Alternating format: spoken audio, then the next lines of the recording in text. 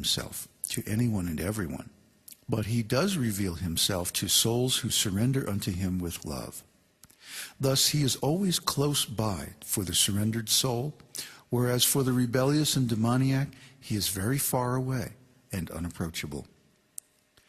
The impersonalists like to think that the terms nirguna, without qualities, referring to Brahman, and saguna, with qualities, referring to the Supreme Personality of Godhead, are synonymous with spiritual and material, respectively.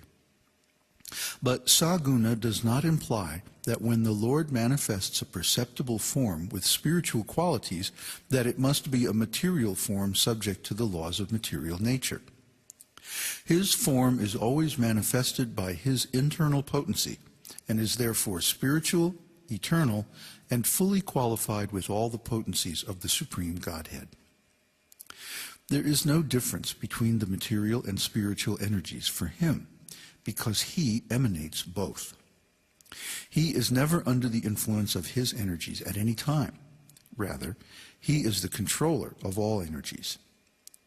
We conditioned souls are under the influence of the material energy, but he controls the material energy. Therefore, he can use it for any purposes whatever, without being influenced by its qualities. In that sense, he is nirguna, or without qualities. His energies inherit their qualities from him, but he does not inherit their qualities. Nor does the Lord ever become formless. His impersonal aspect, the Brahman effulgence, is the spiritual radiance expanding like the rays of the sun from his beautiful transcendental form.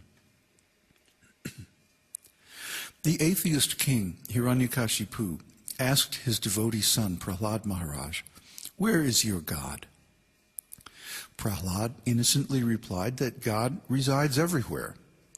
Then the father challenged Prahlad whether his God was within the pillars of his palace. When the boy said yes, Hiranyakashipu angrily shattered a pillar with his sword, and the Lord instantly appeared as Nrsimhadev, the half-man, half-lion incarnation, killing the atheist king and saving his devotee, Prahlad. In one sense, the Lord is within everything. Through his inconceivable powers, he can appear anywhere to protect his pure devotees. Lord Nrsimha appeared from within the pillar by the desire of his devotee Prahlad. He creates everything by his different energies, and he can appear anywhere in his creation at any time. An atheist cannot make the Lord appear, but he can and will appear anywhere and everywhere to show mercy to his devotee. Bhagavad-gītā says, "I appear in my original form, millennium after millennium, to deliver the pious, to annihilate the miscreants, and to reestablish the principles of religion." Bhagavad-gītā 4:8. The Lord appears in order to protect his devotees and vanquish the atheists. Of course, he can vanquish the atheists with his potent energies and agents, but he descends as an incarnation because it pleases him to bless his devotees personally. In Brahma Samhita, it is said, "He is an undifferentiated entity, as there is no distinction between his potency and the possessor thereof. In his work of creation of millions of worlds, his potency remains inseparable from him. All the universes exist in him, yet simultaneously he is present in his fullness in every one of the atoms scattered throughout the universe. Such is the primeval Lord whom I adore." Brahma Samhita 5:35.